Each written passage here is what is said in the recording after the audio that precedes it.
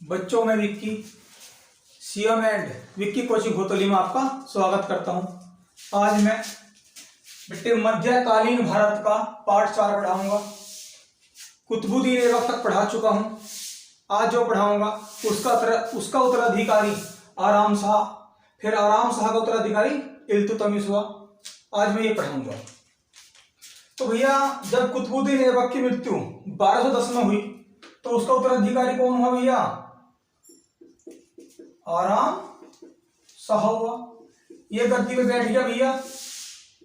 तो कब से कब रहा ये? 1210 से बेटे 1211 ईस्वी। 1210 से 1211 ईस्वी रहा। तो इसके पापा जो गयासुद्दीन महमूद है उसको वादा कर गए थे कि मेरे मरने के बाद लाहौर की गद्दी तेरी होगी।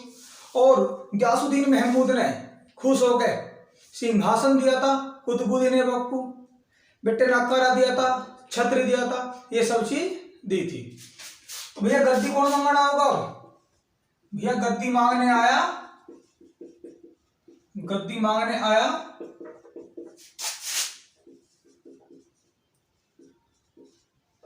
गयासुद्दीन महमूद। इसने कहा भैया मैं गद्दी नहीं देने वाला हूं। तो इनकी आपस में लड़ाई हुई। आराम शाह ने कहा कि मैं अपने जीजा को बुला लूंगा, वो बताइए का सूबेदार है। ये बोला भाई किसी को बुलाओ, गद्दी तो मैं ही लूंगा। तो इसने किसे बुलाया? इल्तुतमिश को। इल्तुतमिश ने क्या करा? इल्तुतमिश ने इसकी हत्या कर दी। इल्तुतमिश ने क्या करा? गयासुद्दीन महमूद की हत्या कर दी। फिर इल्तुतमिश ने आराम शाह को कहा कि कुछ दिन मुझे गद्दे बैठने थे, वरना जो और विद्रोही है वे भी तेरे साथ युद्ध करेंगे। तो गद्दी पे कौन बैठ गया भैया? इल्तुतमिश। क्लियर? इसका शासन काल रहा भैया 1211 से 1236। बेटे इंपोर्टेंट बातें हैं, ये पूछा जाता है। तो जब बाद में क्या हुआ, आराम शाह ने कहा कि जीजा जी काफी टाइम हो गया, अब तो गद्दी छोड़ दो, अब कौन युद्ध करेगा? इल्तुतमिश ने कहा कि तू कौन है भैया, मैं तो नहीं जानता। तो इनका क्या हुआ? आपस में युद्ध हो गया। किसका भैया? इल्तुतमिश का और आराम शाह का। बेटे युद्ध कौन सा हुआ? युद्ध का नाम है जड़ युद्ध। और बेटे जड़ युद्ध जो हुआ है ये दिल्ली में स्थान है। जड़ नाम का एक स्थान है। कहां भैया? दिल्ली में। वहां पे युद्ध हुआ और आराम शाह की क्या कर दी गई भैया? आराम शाह की हत्या कर दी गई। क्लियर इतना? अब बात करें किसकी? इल्तुतमिश की।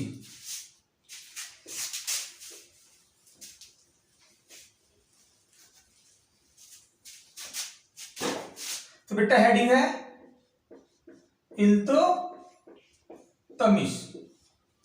1211 से 1236 ईस्वी तक रहा। जब यह गद्दी बैठा किसने किस हत्या करी? बेटे आराम शाह की। और भैया जो कुतुबुद्दीन ऐबक ने जिनसे विवाह संबंध करा था गद्दी बैठने के लिए, भैया कुबाचा था, मैंने आपको पढ़ाया, ताजुद्दीन यलदौस था, नसरुद्दीन कुबाचा था, और भैया गयासुद्दीन महमूद था। उनकी भी इसने हत्या कर दी थी। तो बेटे तो आराम शाह की हत्या करी, कुबाचा की करी। मैंने पूरे नाम लिखे हुए भैया पहले वीडियो में। यलदौस की हत्या करी और भैया किसकी? महमूद की हत्या करी और गद्दी पे बैठ गया। बताया जाता है कि कुबाचा ने तो सिंधु नदी में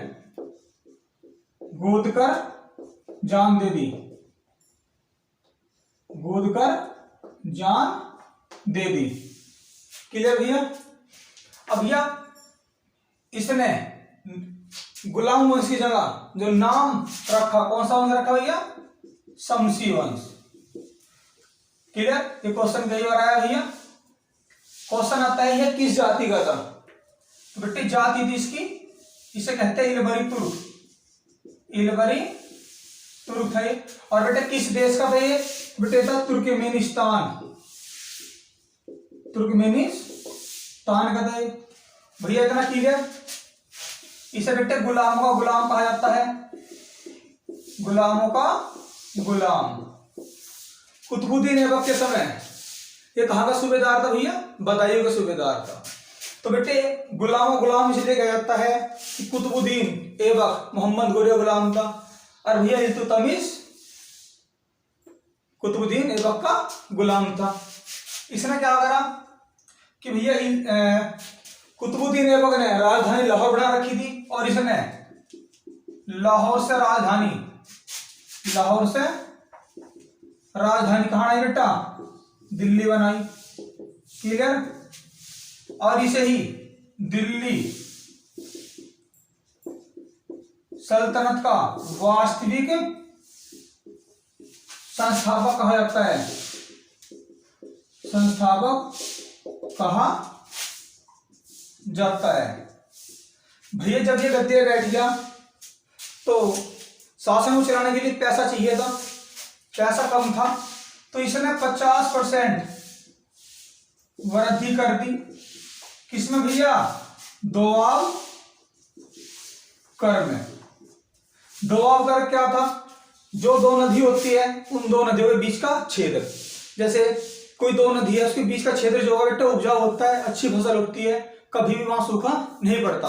तो दो आब करता है, यानी कि दो नदियों के बीच की भूमि। कई बार क्वेश्चन आया कि दो आब क्या होता है? दो नदियों के बीच का क्षेत्र होता है। तो बेटे दो नदियों के बीच का क्षेत्र, दो नदियों के बीच का क्षेत्र। तो भैया 50% क्या कर दी? वृद्धि। धीरे धीरे पैसा खत्म हो लगा, तो भैया क्या करा? इसने एक प्रणाली चलाई जिसका नाम था इक्ता प्रणाली। भैया इसका अर्थ क्या है कि जब पैसा कम हो लगा तो सैनिकों को पैसे न देकर भूमि दे लगा, यानी कि सैनिकों को पैसे की जगह जागीर देना। भैया बात समझ में आई इतनी क्लियर? यहां तक बेटा आगे चलते हैं। ये क्वेश्चन कई बार बड़ा खास है भैया।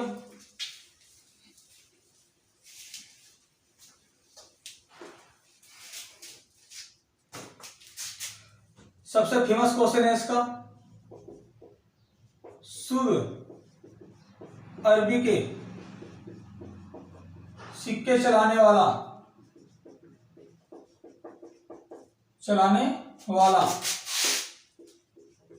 दिल्ली सल्तनत का एकमात्र शासक। ये क्वेश्चन बेटे कई बार आया। अच्छा, जो अरबी सिक्के थे कौन कौन से थे? बेटे सिक्के थे, एक तो था टका किसका था भैया? चांदी का सिक्का था। इसका वजन कितना था भैया? 175 ग्राम था। क्लियर। दूसरा बेटे सिक्का जो था ये भी अरबी सिक्का था, ये था जीतल। किसका था भैया? ये तांबे का। और भैया 1 टका बराबर 48 जीतल होते थे। बात समझ में नहीं आई? क्लियर इतना? और बेटे ग्वालियर के राजा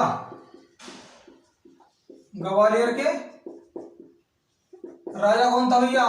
मंगल को हराया। और भैया जब रास्ते में जब उसने हरा दिया मंगल को, रास्ते में किसको खरीदा?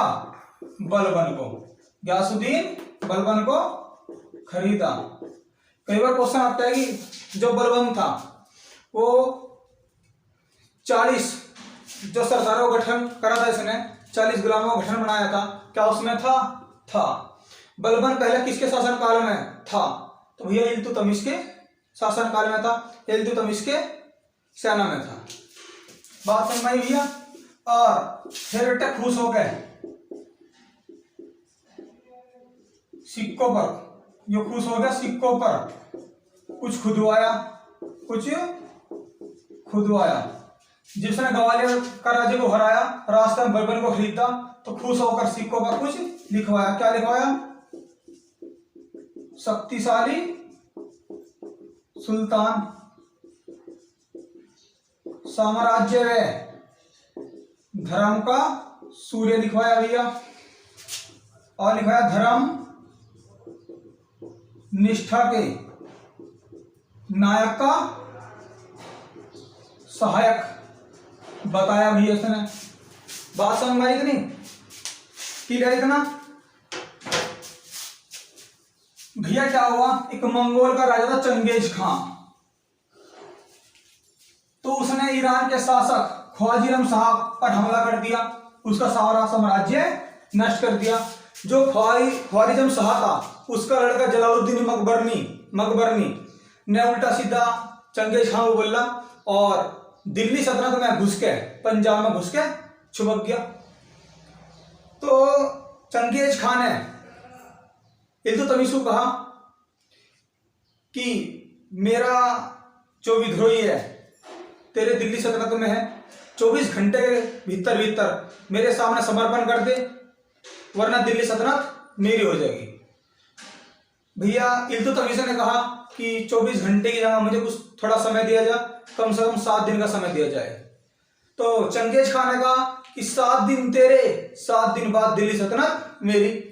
बताया जाता है कि चंगेज खां तैमूर लंगथिबिट्टे मंगोल के थे, इतने खतरनाक थे कि जिस साम्राज्य पर हमला करते थे वहां कुत्ते बिल्ली तक को मार देते थे और आदमी को धरती में काट कर उसकी गर्दन काटते थे या उनके ऊपर बड़े बड़े कीट मकोड़े छोड़कर खा देते थे। तो भैया काम करें, तो शुरुआत करें भैया मंगोलों की।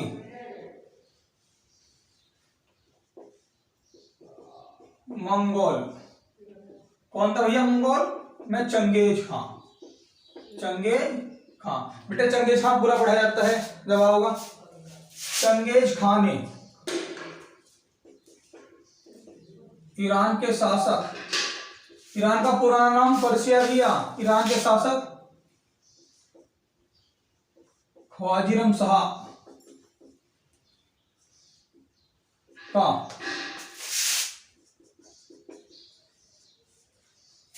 का साम्राज्य नष्ट कर दिया तथा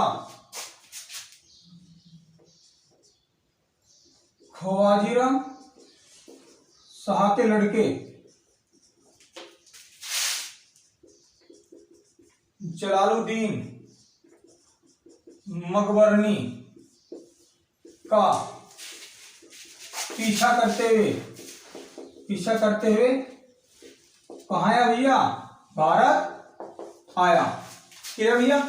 तो क्वेश्चन आता है कि पहली बार मंगोल आक्रमण किसके समय हुआ?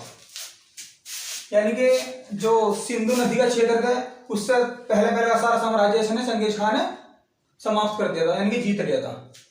तो भैया क्वेश्चन बना रहा हूं यहां से कि पहला, और भैया क्या हो, पहला मंगोल आक्रमण इल्तुतमिश के काल में हुआ। क्वेश्चन आता है कि मंगोल प्लस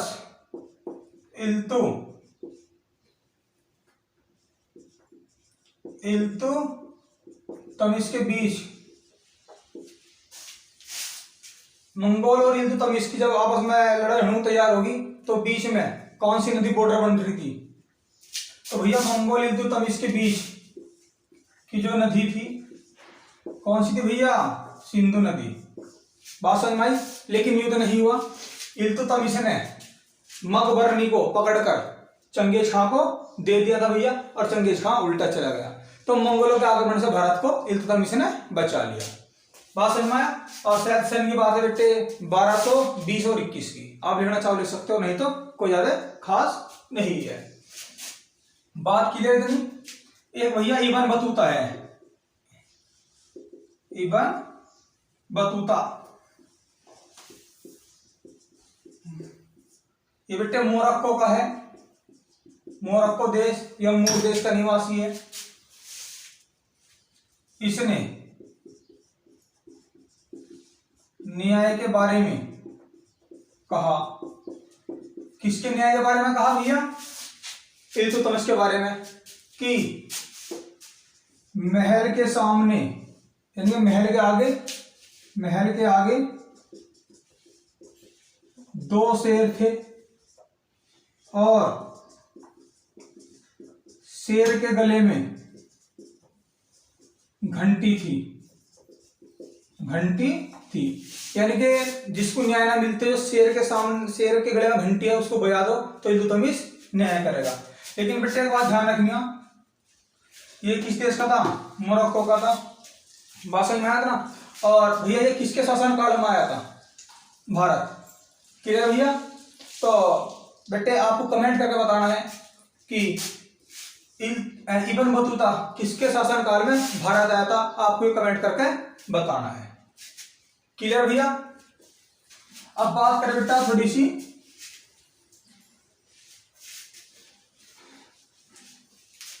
क्या हुआ जब ये गद्दी पर बैठा तो भैया बगदाद का खलीफा था मुत्सिर बिल्ला। तो भैया मुत्सिर बिल्ला से इसने क्या करवाया? खुतबा पढ़वाया प्लस खिलत प्रमाण पत्र प्राप्त करा और भैया उपाधि ली किसकी? सुल्तान की और अमीर उल मोमिनीन की। अमीर उल मोमिनीन। क्लियर भैया? खिलत प्रमाण पत्र का मतलब है कि जो वैध सुल्तान है वो बन गया भैया। यानी कि बगदाद के खलीफा से खिलत प्रमाण पत्र या वस्त्र धारण करे। कभी कभी क्वेश्चन आता है कि वस्त्र किससे प्राप्त करे? खलीफा से वस्त्र प्राप्त करने वाला कौन था भैया? तो इल्तुतमिश था। ठीक है। और अमीर उल मोमिनीन की उपाधि धारण करने वाला कौन था? इल्तुतमिश था। खिलत प्रमाण पत्र का मतलब है कि वैध सुल्तान का दर्जा प्राप्त कर लिया इसने। तो बेटा क्वेश्चन आता है कि सुल्तान के पद को वंशानुगत बनाने वाला कौन था? तो भैया कौन था? इल्तुतमिश था। अब बात करें भैया थोड़ी सी बेटा बंगाल की।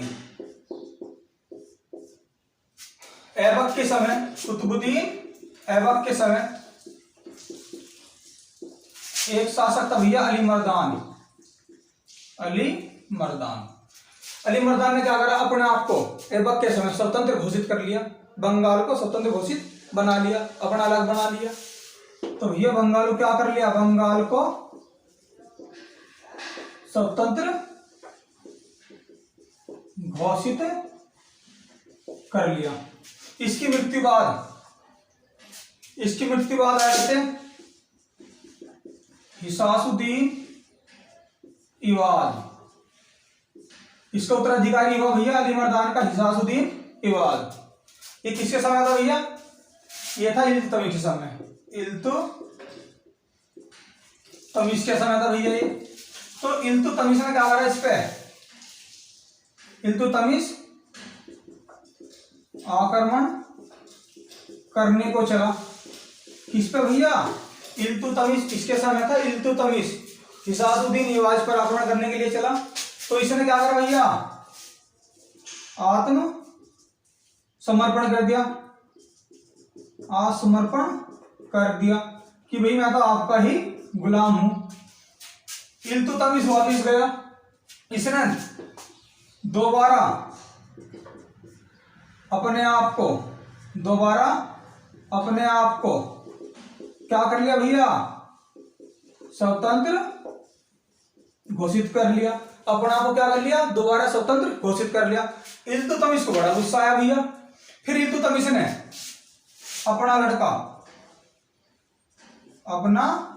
लड़का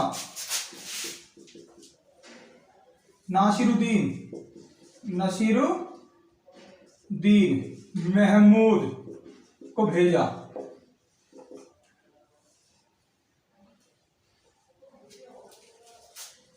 क्लियर भैया? इसने क्या करा भैया, दोबारा समर्पण कर दिया। जब नसीरुद्दीन महमूद आया तो भैया जब नसीरुद्दीन दोबारा से लड़ने के लिए आया, इसने क्या करा कि आत्मसमर्पण फिर कर दिया, मेरी गलती होगी, मुझे माफ कर दो। तो इल्तुतमिश ने क्या करा, इसको माफ कर दिया और अपना लड़का नसरुद्दीन महमूद को बंगाल का शासक बना दिया। बेटे नसरुद्दीन महमूद एक बेटे आज्ञा होगा वो अलग है, लेकिन ये नसीरुद्दीन महमूद इल्तुतमिश का बड़ा लड़का था। बात समझ में आई? एक नसरुद्दीन महमूद बेटे आज्ञा होगा वो अलग है और ये इसका बड़ा लड़का था। क्या हुआ भैया, कुछ दिन बाद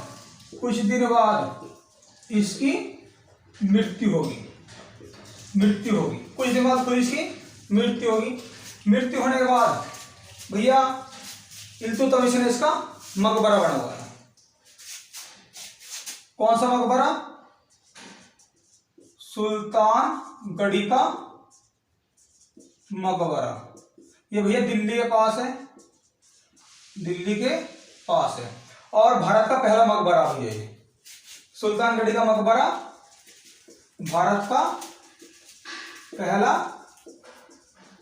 मकबरा है। और भैया अपने हाथों से इल्तुतमिश ने इस पर गुंबद बनाई, तो इल्तुतमिश को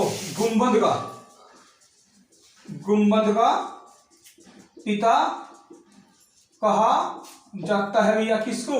इल्तुतमिश को। अपने हाथों से गुंबद बनाई मकबरे पे। पहले क्या होता था, समाधि को ऐसे दाव देते थे, लेकिन इसने क्या करा, समाधि को दाव के उसको मकबरा बना दिया और अपने हाथों से गुंबद बनाई। तो इल्तुतमिश को गुंबद का पिता कहा जाता है। सुल्तानगढ़ी का मकबरा भारत का पहला मकबरा है। सुल्तानगढ़ी दिल्ली के पास, ये दिल्ली में पड़ता है। बात समझ में आई या नहीं आई? अच्छा एक क्वेश्चन है बेटे, कमेंट बॉक्स में बताना, भारत का सबसे बड़ा गुंबद कौन सा है? चलो मैं लिख देता हूं, आपको बताना है। कुछ क्वेश्चन पूछता हूं। भारत का सबसे बड़ा गुंबद बेटा गोल गुंबद है। कहाँ है भैया? बीजापुर कहाँ पड़ता है? कर्नाटक में। और भैया बीजापुर सुल्तान था आदिल शाह, और आदिल शाह क्या है वो? मकबरा। बीजापुर का सुल्तान कौन था? आदिल शाह था। और कोई कभी भी क्वेश्चन आ जा कि जो गोल गुंबद है बीजापुर में वो किसका मकबरा है, तो बेटा आदिल शाह का मकबरा है। आपको कमेंट बॉक्स में क्वेश्चन बताना है, आदिल शाह की पत्नी कौन थी? बेटे कई बार क्वेश्चन आया। क्लियर है ना? 2 क्वेश्चन हो चुके हैं, कमेंट बॉक्स में आपको करके बताने हैं। देखते हैं भैया कौन बच्चा इन क्वेश्चनों को बताओगा, कौन कितना पढ़ता है। तो भैया यह बात समझ में आई। अब बात करें भैया, एक है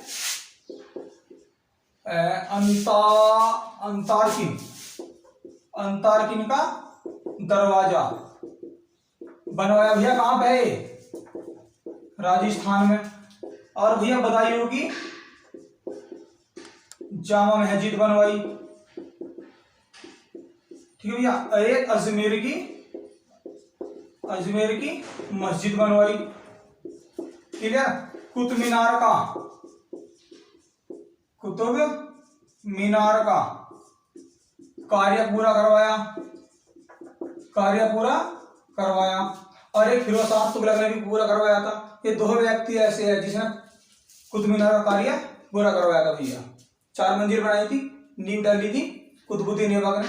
क्लियर है ना भैया? अंतिम युद्ध था इसका, अंतिम युद्ध बेटे